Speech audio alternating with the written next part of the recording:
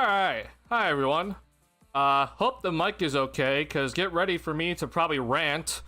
And we're gonna talk about this treacherous game by the Bulls. Man. Not overall just a very bad game, I'd say, from the Bulls standards, in all aspects. Like, for most of the game, they didn't play very well. That fourth quarter comeback was, like, it was cool, but, you know, unfortunately you dug yourselves too big of a hole.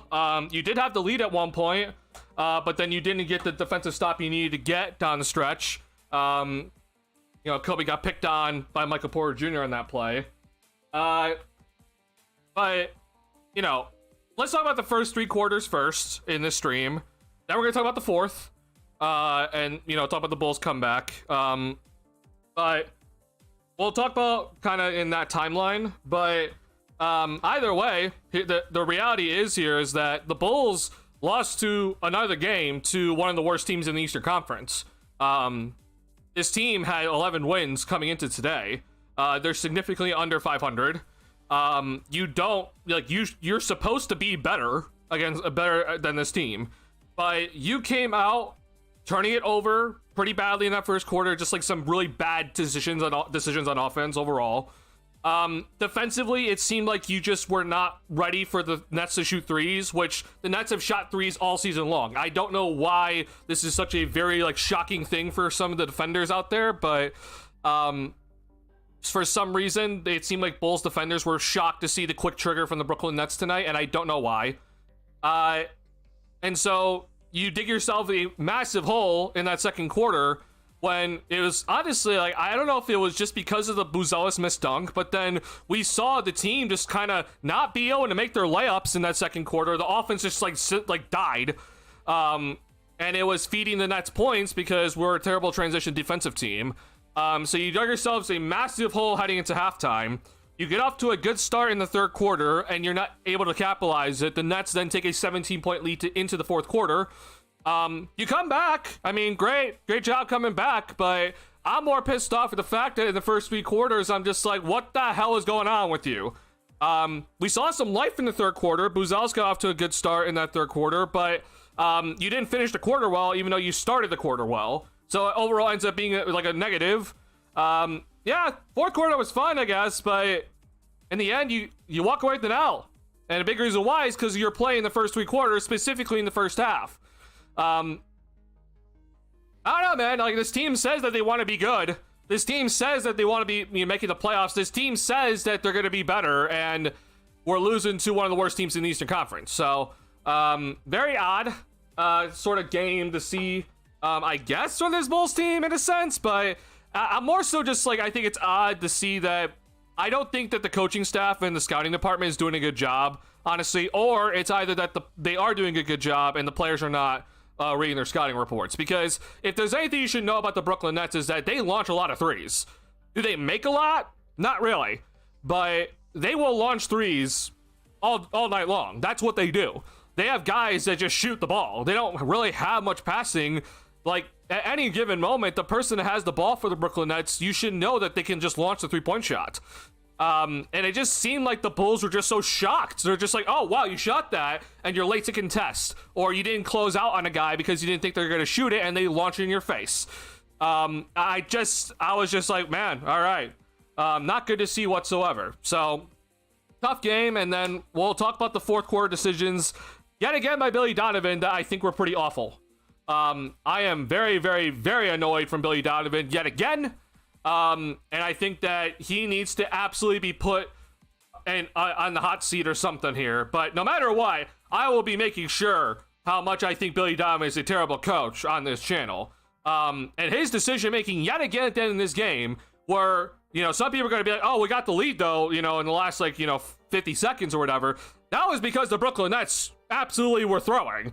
Like, that's not because the Bulls played well. That's because the Brooklyn Nets were throwing.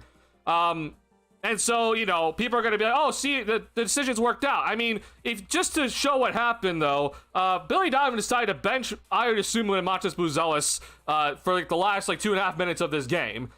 During that moment, then after, the Brooklyn Nets then hit 2 threes to go up by 6. And And so they were up by, oh, sorry, hit my headset. So they're up by 6 with like a minute 28 left remaining. And so basically like your decisions didn't work out, and like Billy's decisions didn't work out. But then the Brooklyn Nets then started to do some stupid stuff, and the MPJ turnover happened.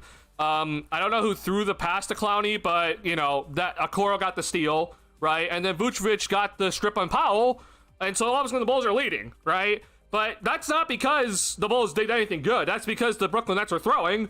We'll give some credit to the Bulls defense in some of those areas, but I mean, it was just dumb decision after dumb decision. That's not, I'm not going to give credit to the Bulls for that, really, honestly, but sure, if you want to do that. But I still don't understand why Buzelis was benched at that moment in time. He was having a very good fourth quarter overall. I guess I shouldn't say very good, but like he was having an impactful fourth quarter overall. He was playing just fine, and you decided to take him out and also take out Ayo Dosunmu, who at that point was your second leading scorer, and got you, he was a big kind of spark in that fourth quarter to help cut into the lead, and he was just attacking the rim. The Brooklyn Nets couldn't do anything about it, and he didn't see the last 3 minutes of this game. I just don't understand Billy Donovan's decisions at all of when to take guys out. I think Ayo absolutely should have closed this game tonight over Trey Jones. I didn't think Trey Jones was necessary to have out there. Or over Okoro, honestly. That also would have been fine.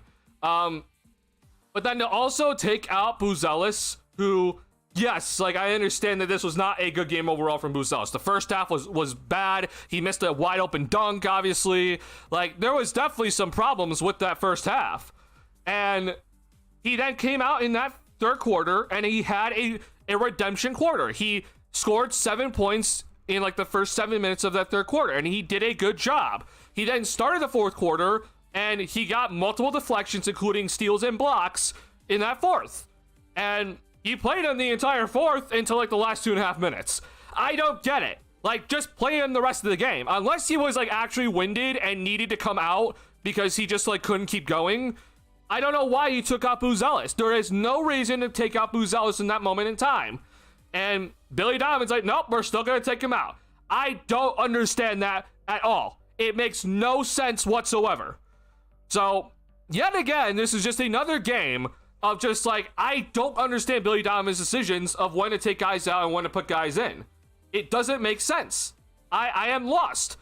And it's also another game that shows why I was so pissed off at Billy Donovan for the previous game, which was against Utah, where Buzelis was benched, early in the third quarter. But this game is a full out just showing of why you don't bench Buzelis that early in the third, because he has shown that even if he doesn't have like the greatest first half, like he is still able to come into the third quarter and figure some things out, kind of reflect what happened at halftime, make adjustments and learn, and have a good third quarter. And he had a very good third quarter. That's the reason why you can't bench Buzelis just because of one stupid play where he failed to get the rebound. Did Buzelis mess up on that Ace Billy offensive rebound? Yes, he did.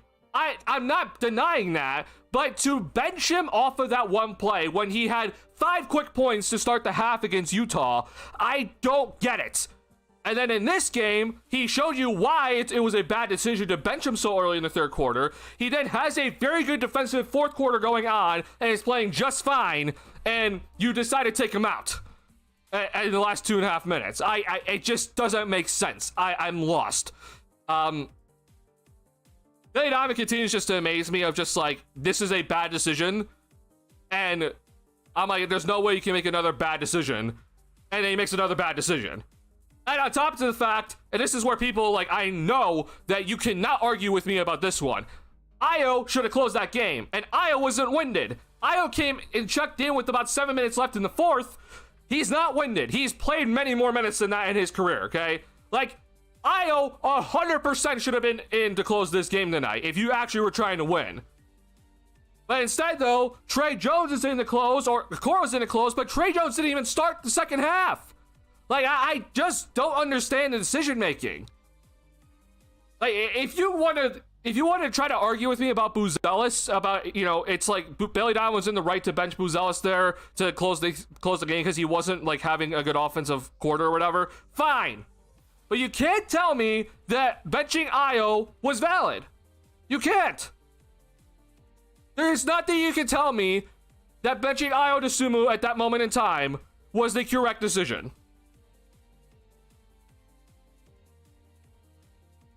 So, the Bulls end up losing this game anyway. So, if you want to try to make the argument to be like, oh, well, you know, Billy, they did a good comeback or whatever, like, you gotta trust Billy in his decisions. No. Sorry, no. I personally want to have the guy that is, you know, second in scoring tonight go out there and be out there to close this game because he's been one of the most efficient players on the floor tonight. Io had 18 points in 20 minutes. He should be out there closing. That's not to say that Trey Jones was playing bad, but Io has closed many games already this season. Why is he not out there? I don't get it. So whether it's over Trey Jones or whether it's over Okoro, I don't care. But he needs to be out there. There's nothing you can tell me that he shouldn't be out there. So, either way, I think Billy Donovan's decisions yet again are just like, they're just atrocious. Whether it is about like development for Buzelis or to actually try to win some games here, like we've seen many times where I'm just very confused. Like there are some things I'm willing to let go when it comes to coaching. Like they have more numbers than I do. They have more information than I do. I get it. Okay. But there's some things though, like tonight and in previous games where like Jalen Smith was very clearly outplaying Vucevic, and Jalen Smith only saw like 16 minutes in that game, and Vucevic still played like 32. Those games are also inexplicable. Those games don't make any sense. Those decisions are unacceptable. And so yet again, I just think that Billy Donovan's decision making just really, it grinds my gears. It doesn't make sense. So, we can move on from that though. I appreciate y'all chiming into the chat and agreeing with me. I was like, please don't take Io out, and then what happened? Yeah, like, I honestly, Ryan, like, it genuinely shocked me to see Io go out of the game when he did. Like, I was genuinely shocked to see that, because I'm just like, once Io checked in and was playing well to end that fourth quarter, I was like, okay, like, you know, there's no way he's not closing this game tonight, right? Like, there's no way he's not closing this game. Like, he should absolutely be closing this game tonight. And to see him check out, I was just like, what the fuck am I watching? Like, Billy Donovan is just, that is the most dumb decision ever. I cannot believe I am witnessing this. And then right after that, there's another stoppage of play, and then he took Buzelis out right after that. I was like, oh my God. Like, you somehow made your terrible decision even worse. How? Like, what's going on, Jesse? Let's pray to God he gets fired and apologizes. And Benji Io was beyond regard rigged. I mean, like, he's not getting fired. I think we all know this at this point for all Bulls fans. Like, he's not getting fired. But it all I will say is that if he actually ends up, like, you know, the Bulls like don't retain him or something, or, you know, they don't decide to move into the front office once he's done coaching, I don't know, man. I'd be very interested to see what the other teams would think about Billy Donovan. I do think he is highly regarded around the league, so, you know, there's that. But, like, for example, I don't think Doc Rivers right now is a very good coach, but, like, he's also highly regarded around the league. So maybe, you know, just because of connections and your just kind of overall image around the league, like, he might end up actually, like, getting some offers. But I mean, we're never gonna ever see that day, because once Billy Donovan decides that he's done coaching, he's going to the Bulls front office. But I just I would love to know. I honestly would love to know what the rest of the league it would be thinking of Billy Donovan right now. Guys, you're right. In the end, Bulls found a way to lose it. You know, I honestly thought the Bulls were going to be playing better in this game. But I was shocked myself at how bad they were playing in this one. What I will say is this: I did underestimate the Nets when I talked about the Nets on Wednesday, Charles. Like, I did underestimate the Nets a little bit. Like, I did kind of say, like, oh, like, both teams are, like, you know, bottom 10 in, like, defensive rating and offensive rating, but I forgot, you know, the Nets defense has been, like, kind of solid, like, recently. Like, I think they had, like, one of the best defenses in December, I think, in terms of defensive rating. So I guess I did underestimate that, and like you could definitely tell in the first quarter, like the Bulls were kind of shocked from how the Nets were kind of guarding them, and like they were actually like kind of swarming the ball. Yeah, they actually had the best defensive rating in December. So like, you know, their defense has gone a long way. You know, it's improved a long ways from what it was at the start of the season. Unfortunately, though, in January so far, it is bottom of the barrel. So, again, small sample size, though. It's half the month. But I did definitely underestimate, I think, the Nets' defense in this one and how it could affect the Bulls' offense. And you definitely could tell. Like, in the first quarter, I think the Nets' activity were kind of bothering the Bulls a lot. We saw some bad turnovers where just as, like, guys got up in the air with the ball and didn't know what to do. And guys, especially Claxton, were like kind of like getting into like passing lanes or getting some like having some deterrence at the rim, and you know, it was bothering the Bulls a lot. And so the Bulls were really shooting like a very terrible percentage for most of this game. It was like around 40% or worse for a good portion of this game until the fourth quarter happened. But you know, not hitting your threes also wasn't helping. But it was definitely like, oh man, like the Bulls are having some trouble. And committing some like bad turnovers when they did commit turnovers. Like, they didn't commit a lot of turnovers tonight, but when they did commit turnovers, it was like pretty awful.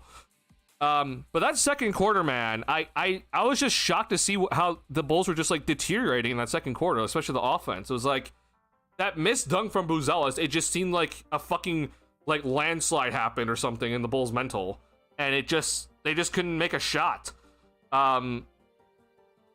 And it, you know, then that's just like they just kept coming, like they just kept like getting to the free throw line, or they would come down and just convert, and they're getting interior shots that, you know, they're not. This is a team that is not supposed to be like getting interior shots really, in that moment. So yeah, it's just very, very odd to kind of see how that was happening, because again, like this is not a good team. Like the Nets are not a good team, but the Bulls continue to, for some reason, against this team. It's not a like high scoring affair against it. Like, I think, is this like the same score as the previous Nets game? It's not a high scoring affair. It's just that the Bulls seem to struggle, and then they're like shocked at like the Nets shooting threes for some reason. And I'm like, why? No, it's not the same score. It's 113 to 103 the last game. But sorry, 112 to 109, so it was a little bit closer. But the Bulls offense seems to struggle, but then for some reason as well, I don't know what it is, but it just seems like that the Bulls are like not ready for the Nets to be shooting threes, and I'm like, why? Like, that should be like the top thing on as like the team scouting report, is that this team takes threes. Like, they're more than willing to take threes. You know, like it's honestly astounding. Like, this percentage is like almost the same as like tonight, where the Nets, you know, they shot over 43s, or did they shoot like just 40 tonight? It was just 40 tonight, and they shot 47.5%. Like, I don't know why this is such an issue. It just seems like the Bulls are not ready to contest these 3-point shots against Brooklyn. I don't know why. Like, I'm like, you should have known this from the last time you faced each other. And they just weren't ready. It doesn't make sense. So, very odd, honestly. Wanted the Bulls to lose. Honestly, if Billy Donovan wanted the Bulls to lose, then he made the right decisions, in my opinion. You know, it almost then backfired when the Brooklyn Nets were flat out, you know, throwing the game away.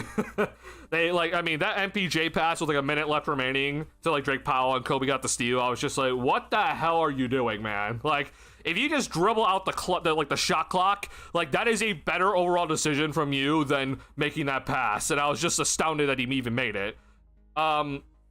But yeah, I mean, either way though, like, it was, once he did take out Ayo and he took out Buzelis, like, it looked bad for the Bulls. Like, they were down. Like, the Nets hit back-to-back threes and the Bulls were down. It was like, oh man, like, okay, this kind of sucks. Maybe it was some bad decisions, Billy Donovan said, but then the Nets like brought the Bulls right back in the game, and the Bulls almost stole it. But unfortunately, they weren't able to get it done, or maybe fortunately, honestly, because I don't know if the Bulls would even deserve to win this game, and losing is not a bad thing right now for the Bulls. But oh boy, if Billy Donovan was trying to win the game, which I fully think he was, and as everyone, it should be, you know, trying to win the game on that Bulls coaching staff, that's their job. I have a lot of questions. Nets have an actual coach that helps their defense. Jordi Fernandez has been a very, like, for what I've heard from, like, you know, from other people, what I've read on Twitter, for what Adam Amina said during the broadcast, and you know, I also I talked to David a little bit, my friend David, because like he actually was able to talk to Jordi Fernandez once. Jordi Fernandez is like, he actually is like a legitimately good coach for what I've heard and everything. Now look, the Brooklyn Nets are not good this season. Like I'm not here to be like, oh wow, like look how much Brooklyn's improved or whatever. Like I'm not here to say that.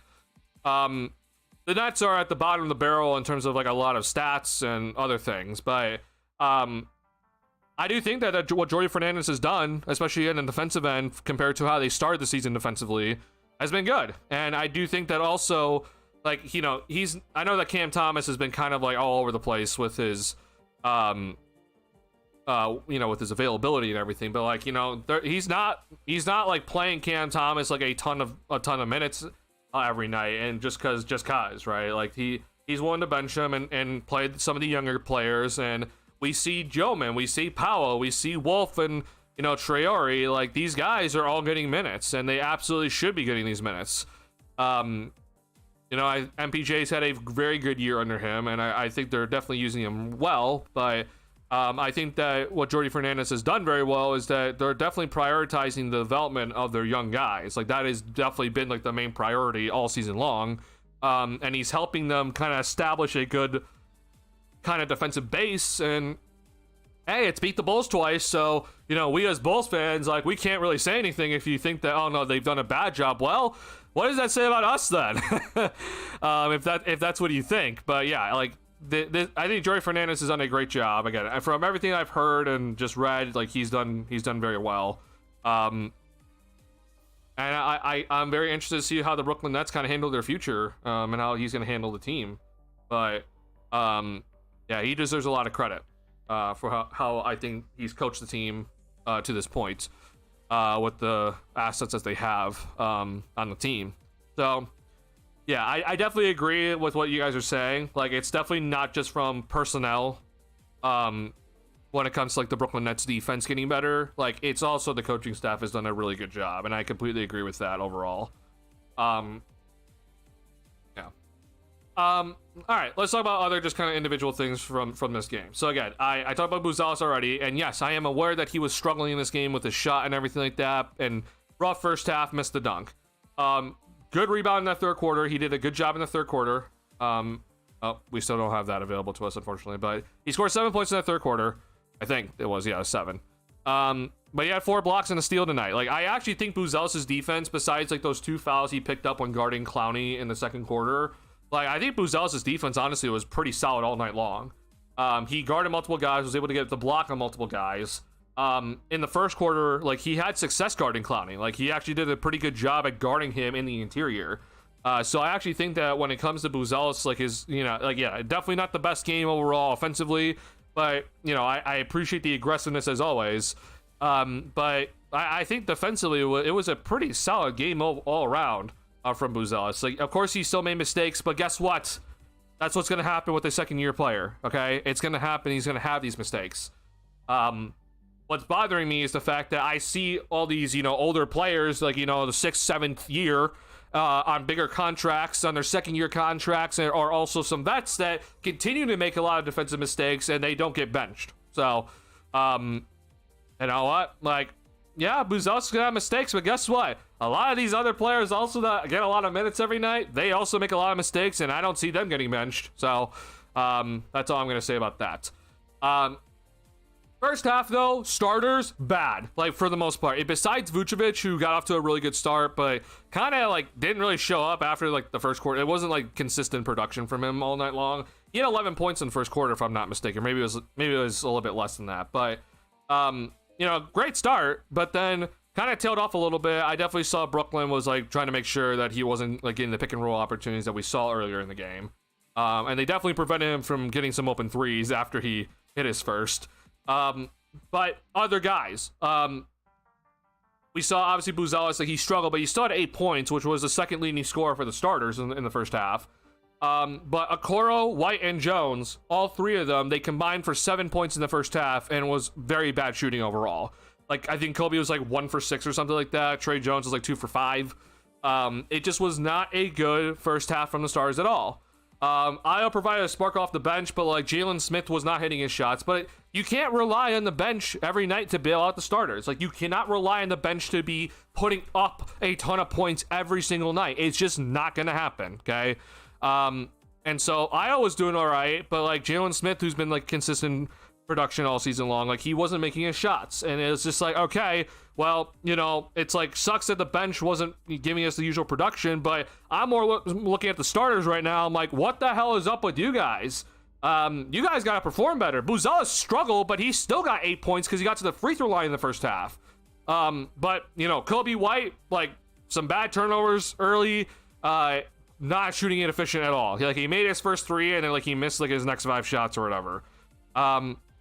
Trey Jones was just like, okay, it's unfortunately with Trey Jones, it seems like it's a boom or bust in the starting lineup. I don't really understand why. Okoro though was like nowhere to be found though. Like he had 0 points in the first half. So I was just like, okay, well, I'm more so looking at you guys. Now, give credit to Kobe. I think Kobe rebounded really well. You know, he had a kind of a big little run. I think it was beginning of the fourth quarter. But he, you know, had like the and one layup. You know, he was attacking downhill a little bit more. And it was a little bit better of a second half for Kobe. Buzelis, you know, had that great start to the third quarter. Did a good job scoring. Also good job defensively, so I appreciate that. And Trey Jones, you know, I think it was the start of the fourth quarter where he kind of got some early points and wanted like a 5-0 run by himself. Like, hey, all right, we got some production out of you guys. Jalen Smith finally got a shot in the fourth quarter. This is a very odd game from Jalen because, like, I'm not used to him, like, you know, going, like, I think it was, like, 0 for 6 or 7 at one point. But, yeah, he finally got some shots to go down. He took 10 threes, though, which is not typical. But still another double-double from Jalen Smith off the bench, which is good to see. He played 35 minutes. Oddly enough, and this is something that I was actually kind of shocked to see. Correct me if I'm wrong, but I don't think Kevin Huerter played in that second half. Maybe I'm wrong about that, and I'm going to refresh the page to see if we can get the second half overall box score here, but I don't think Kevin Huerter played. I might have to go to ESPN here, but I was kind of shocked to see that, because like Jalen Smith was just getting a lot of the minutes off the bench in the second half. Like, not even Io was playing like 30 minutes or something like in the second half. Like, it was Jalen Smith for like the most part, and like, you know, we started Jalen Smith obviously in the second half, but like Trey Jones also was like kind of limited with his minutes, so it's kind of interesting to see. But yeah, I don't know. I don't know what really happened here. I don't think Kevin's hurt. We didn't get any update about that, but all I'm gonna say is just that, like, yeah, if Huerter's not hitting his threes, and there's moments defensively where I'm like pretty pissed off at him still. I'm fine with this. Like, I don't really have much of a problem with it at all, honestly. Patrick Williams, unfortunately, he was actually having a pretty decent game. You know, in his minutes here. But then he rolled his right ankle. He's out, or I'm assuming that's what it was, but he has a right ankle sprain, and he had to leave the game in the third quarter. So, unfortunately for Pat, like, you know, there's time for him to, you know, he's getting some time here with guys out, and he's, you know, had a good game last game, but then was off to a nice start, and now he's, you know, gets injured, unfortunately. So it can never be good with P. Will, unfortunately. And I feel terrible about the injury, but I'm just like, you've got to be kidding me. Also, it's just like, man, like, the one time that I think that you're gonna actually have some time to give us some production, you get injured here. Disappointing. So we'll see how severe it is. With knowing, I'm just gonna assume he's out for at least like 2 weeks though, just because that's how it goes with Pat. But always assume the worst, because the Bulls coaching medical staff is not good, and Pat, unfortunately, is made of glass. So that's tough to see. Hopefully he's gonna be all right. Because again, like, guys are out right now, so you guys gotta take advantage of this opportunity, and he unfortunately may not be able to. I talked about him earlier. Like, good overall game from him. Continued to be efficient. Didn't make a 3. Had some good looks though, but just downhill attacking all night, and just kept attacking downhill, and was relentless in transition, and he played well. I actually also think that with his defense against like Drake Powell, And also, I think even at moments it was like he got some time on MPJ, but I thought he was actually doing a pretty decent job of fighting over screens tonight, which is something that I do think that he's not always consistent with, and I do think he needs to kind of get back to where he was like his rookie and sophomore years, where like he was like one of the best defenders in the league of like screen navigations and point of attack defense. I do think he needs to kind of get back there, but I think tonight he did a pretty good job of fighting over those screens. Now, last thing we're going to talk about when it comes to tonight's, before we then preview the next game, which is against the Nets again. The Bulls tonight, I don't fully understand this, but they were blitzing a lot of the pick and rolls tonight, or they were even switching it just kind of like willingly, and even if it was like Vooch or like Jalen Smith was involved in the pick and roll.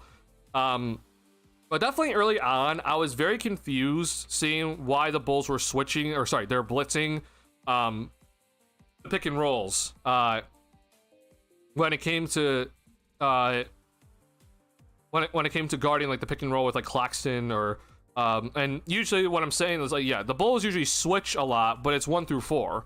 But if Vucevic is in the pick and roll, then like you definitely don't switch that, or you don't usually see them blitz it either. Like they typically run a drop zone defense, and the point of attack defender has to fight through the screen and try to lock and trail, and Vooch has to just make sure that he's in his spot, right? Because he's, you know, limited in terms of his movement. But blitzing the pick and roll then puts a lot of pressure then on the guys to try to figure things out. And I guess this is like, it's now something that we're going to see maybe more of, because like the Bulls also kind of blitzed a lot in the Rockets game a little bit. That was also maybe more so just double teams, but it's very interesting just to kind of see it. I'm trying to think of an exact moment. I think this is one of the plays here.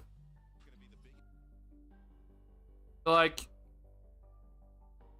actually, it's not. This is a reverse pick and roll here, and Uzelis loses Gilman on the screen. Let me try to think. There was definitely a Danny Wolf play or something like that.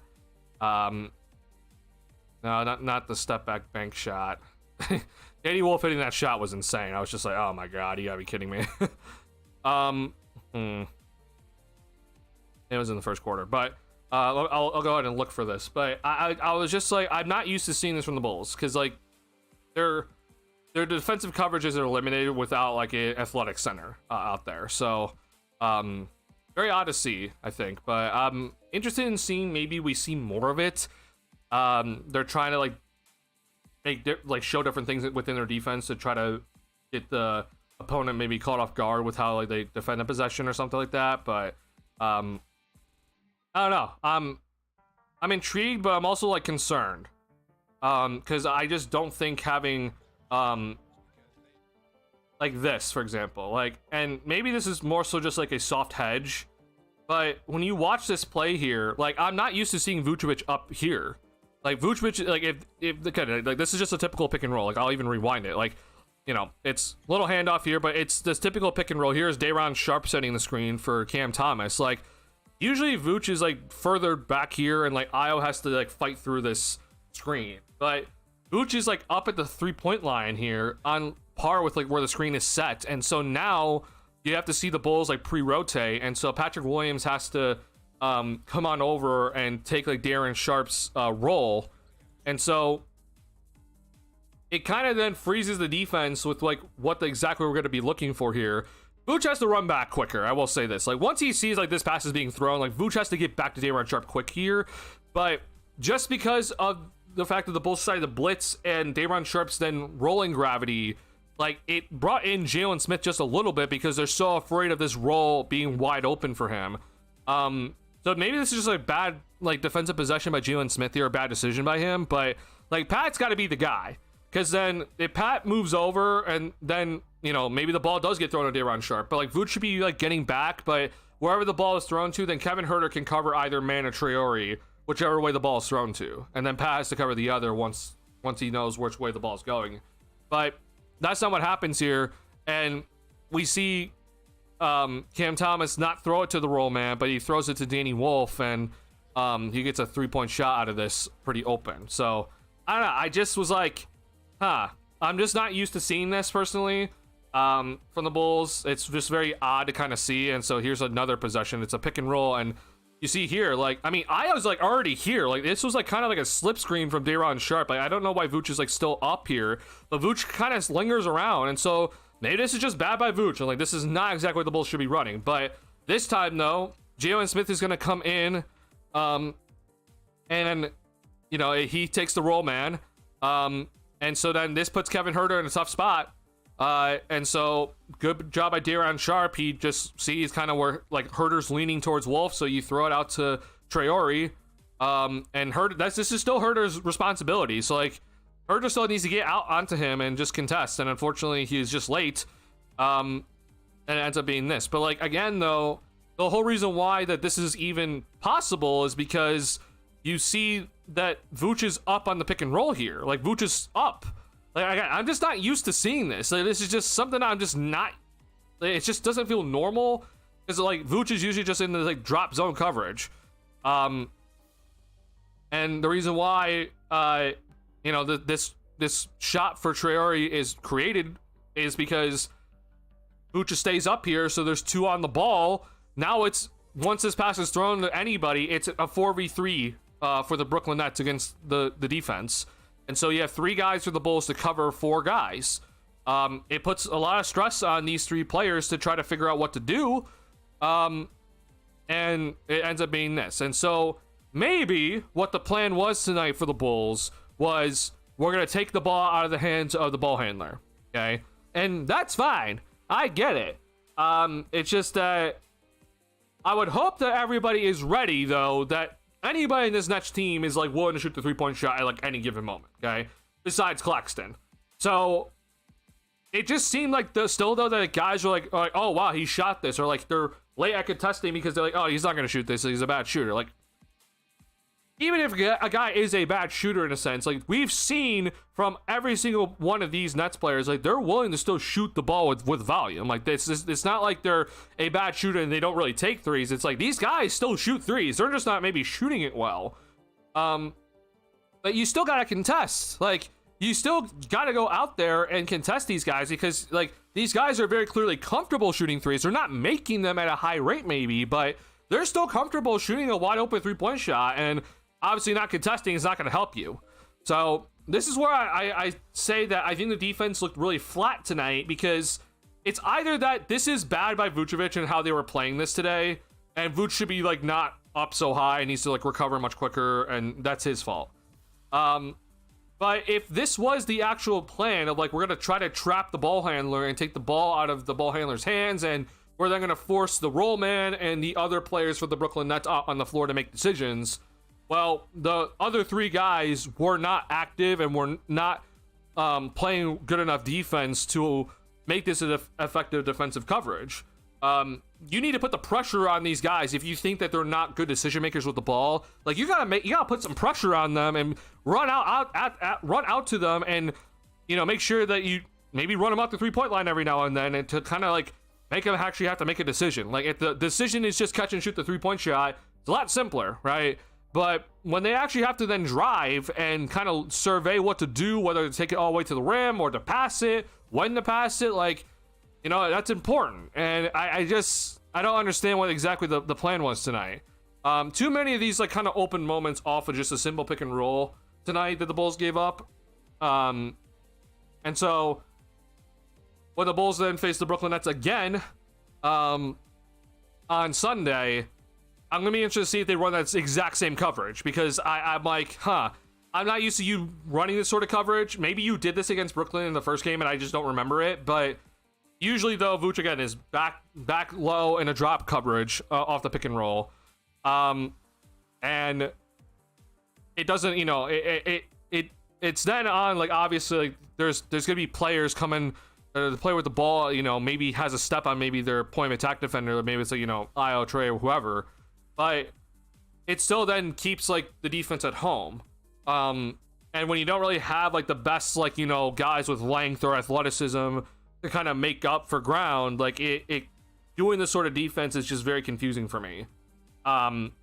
So yeah, it's just something just to point out for the next game. I know a lot of us won't be watching the next game because the Bulls are playing at the exact same time the Bears are gonna be playing, and we're all be watching the Bears, and as we should be. So It'll be definitely maybe something to watch on the recording, but be quite interesting, honestly, how this is gonna work out. What's going on, Razi? I had no idea there was a game today. Lol. Oh man, I'm sorry. I don't know if you were here last stream though, so I do apologize if I didn't make it clear. But yeah, there was a game today. You only watched the last 5 minutes, which honestly that was like the only good from the Bulls in that game. They were down by like 15 from like this middle of the second quarter through like most of the third quarter. They were down by 15, and then they went into the fourth quarter down by 17. They came back, as you saw, and almost stole the game. But yeah, the first quarter wasn't very good overall. We only scored 23 points. Like, we didn't give up. Like, we gave up 27, which is still like not the best, but like it's better than obviously giving up a 30-point quarter. Like the second quarter, man, our offense was just so atrocious. We were just missing shots. Buzelis missed a dunk, like in a fast break, and like it definitely maybe kind of rattled the team or something. But it was just odd. There's a lot of missed shots in that second quarter. It was very disgusting to kind of look at. Third quarter got off to a good start. Unfortunately, then it just, as the quarter kind of went on, like we cut into the lead, and then the quarter went on. It just was kind of getting worse, and then kind of summarized it at the end of the quarter where the Brooklyn Nets, they were on a fast break opportunity due to a bad turnover by Vucevic, but Buzelis got the block initially. Then Jalen Smith came in and got a block. But then the Brooklyn Nets still got the offensive rebound and then laid it up and in for the final bucket of the third quarter. And so the Bulls end up going into the fourth down by 17. And those points really mattered, as you can tell, as the Bulls lose this game by 3. So, late game, though, man. I already made my rant, if you want to listen to it earlier, Razi, about taking out Buzelis in the last 2.5 minutes and then also taking out Ayo. Because Ayo was the second leading scorer at the time for the Bulls and was having a good quarter. And Billy Donovan still took him out. I already made my rant about that and continue to shit on Billy Donovan on this channel and make it clear, man. Like, I just don't think these are excusable decisions by Billy. Like, it just doesn't make any sense.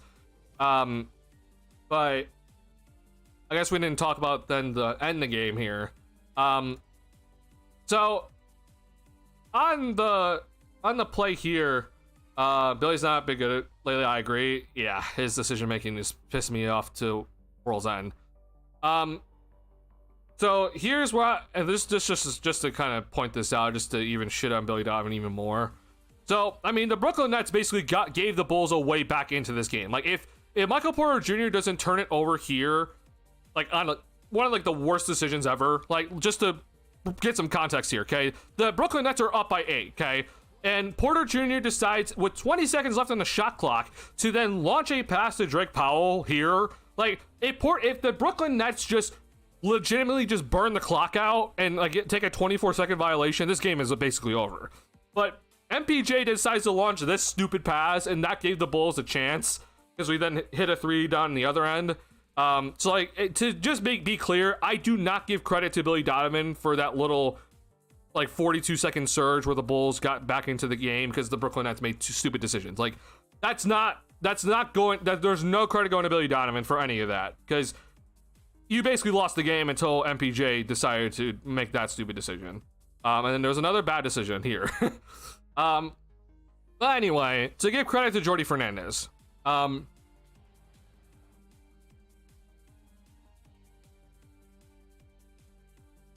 it does make me wonder a little bit of like maybe Ayo should have been in the game here, but it might not have mattered in the end. But this play by Jordi Fernandez is like very good.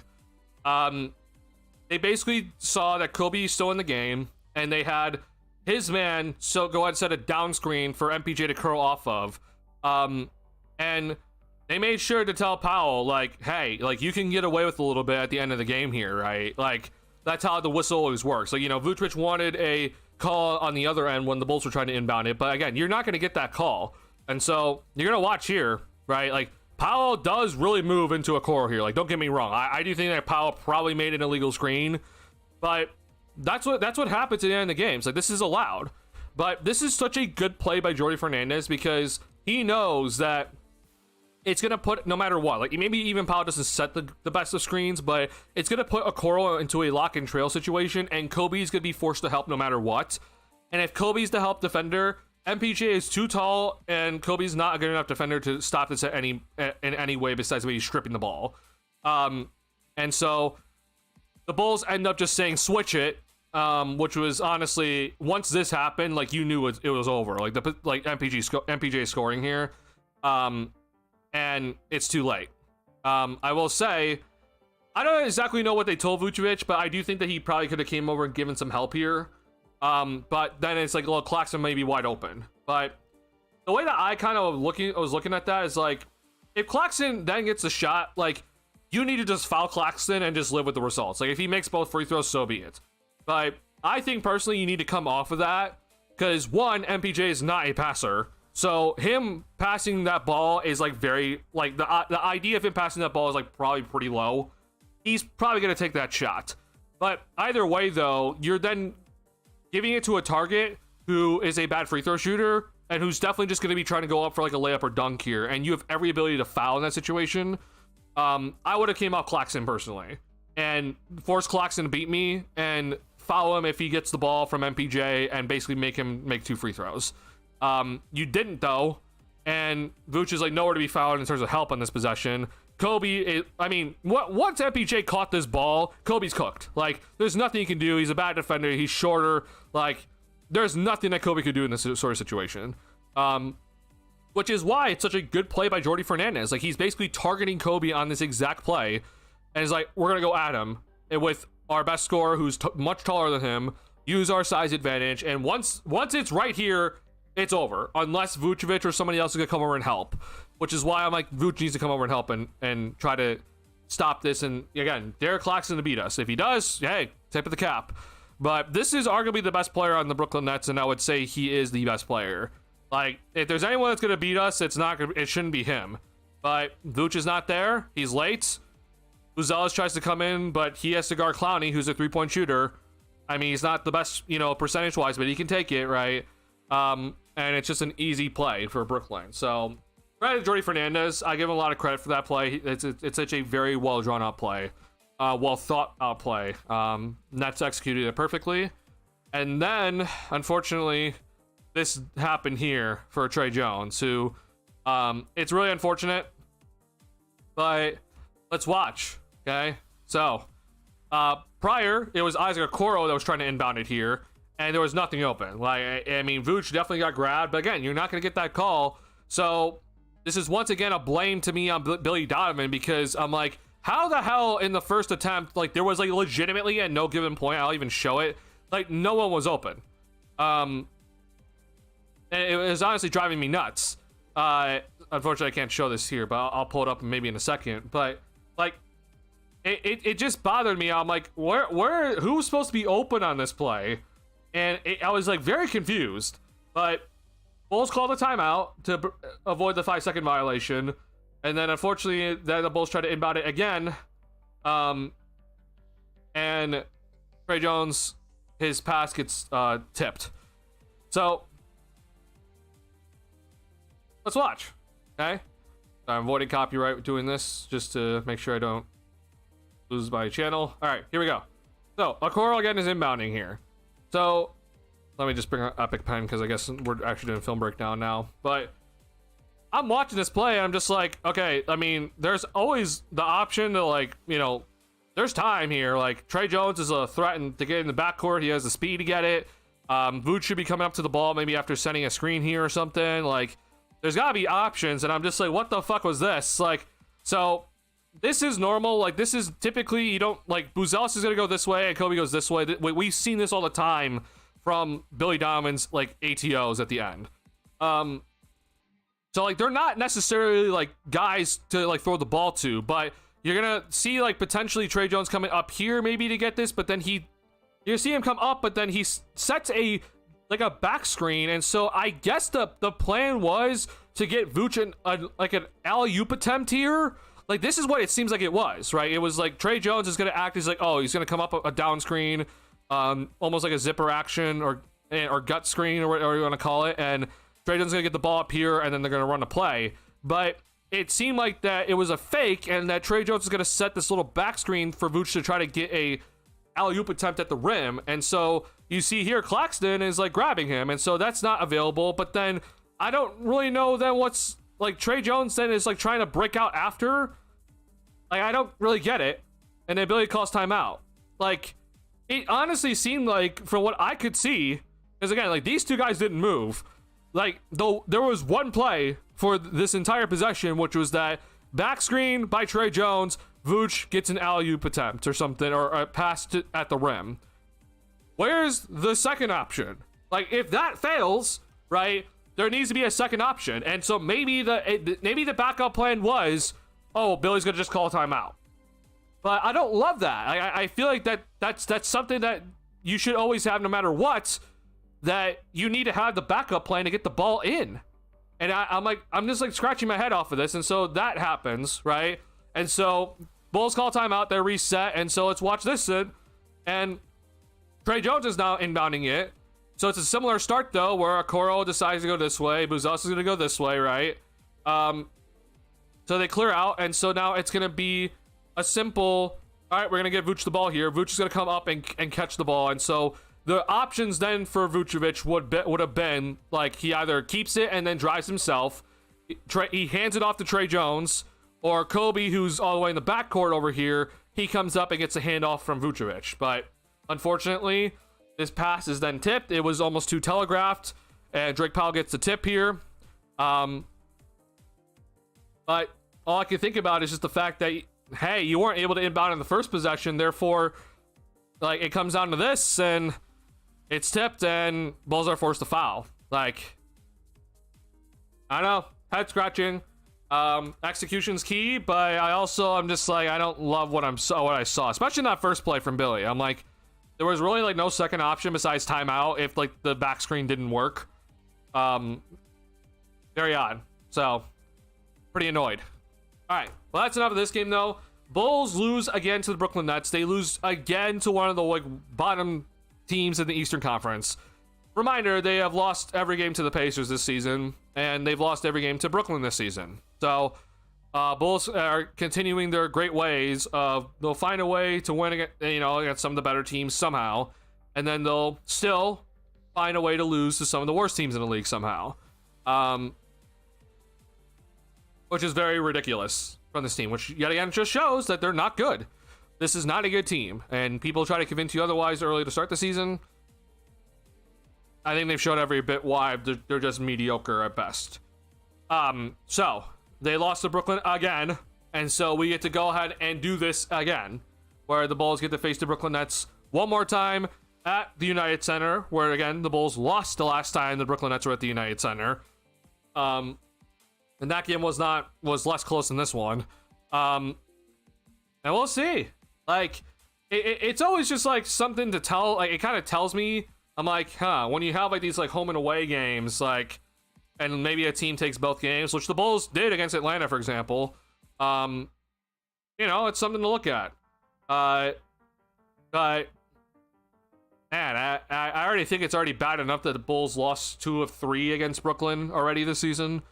And so it could potentially be they lose 3 of 3 against Brooklyn this season. So key things to look out for. I expect to see the Bulls to be better defensively in terms of being aware of the 3-point shooters for Brooklyn, because again, anybody has a quick trigger for Brooklyn. Anybody is willing to shoot the 3-point shot at any given moment on Brooklyn. Okay, this is not something that is just suddenly like new. This has been a thing all season long. Be prepared to contest 3-point shots at any moment. Like we saw tonight, like Michael Porter Jr. was taking ridiculous shots just coming off of handoffs and would just like launch a 3. Like, it's a bad shot, but guess what? He's willing to take it and he can make it. Okay, you gotta be ready. So I better see better defense in terms of that and just better awareness overall. I also want to see the offense not go on a serious drought. Like, this is again, I as much as that Brooklyn's defense has gotten better, I still don't think you should be seeing moments where you only put up 17-point quarters against Brooklyn. I just don't think that should be happening, even with Giddey out. Okay, that shouldn't be happening. So offense needs to be better. Play Io if he's playing well, and I would gotta hope that Billy Donovan is truly trying to win these games, that he actually makes better decisions and plays the proper players that he should be playing. So with that being said, though, I I want to make it clear there will not be a post-game stream after this game. The Bears will be playing during this game, so again, if you don't want to watch this game, I don't blame you. You tune into the Bears game. That's probably the most important thing going on. Or that is the most important thing going on in Chicago sports. So no post-game stream from me. You won't be hearing any thoughts about this game from me, honestly, on this channel. I might tweet about it, maybe when I get the time to watch the recording, but yeah, this game, I will be watching the recording of this game, but I won't be watching it live. So it'll be interesting to see though what happens. The Bulls could go 0-3 against the Brooklyn Nets this season. Wow, that'd be something. But with that being said, though, I want to say thank you to all you guys for tuning into this Bulls post-game stream. I sincerely do appreciate you tuning into this very disgusting kind of L, honestly, tonight. But hey, Bulls are not able to get this one.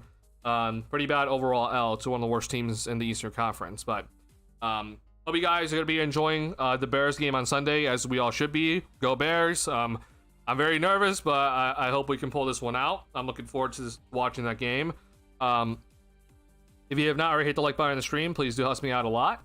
I'll be releasing an article probably this weekend about the Bulls, so go ahead and check that out. I'll be posting in the community tab as well. So I appreciate if you could read my stuff. And so again, I won't be seeing you guys on Sunday when this game happens after this game, but I will be seeing you guys on Tuesday when the Bulls will be facing after the Bulls take on the LA Clippers at the United Center. So I'll be seeing you guys on Tuesday, and hopefully we're celebrating a Bears win. All right. Thank you guys so much. Please be safe, especially during these times. Stay warm, and I'll see y'all on Tuesday. All right, go Bears. Peace.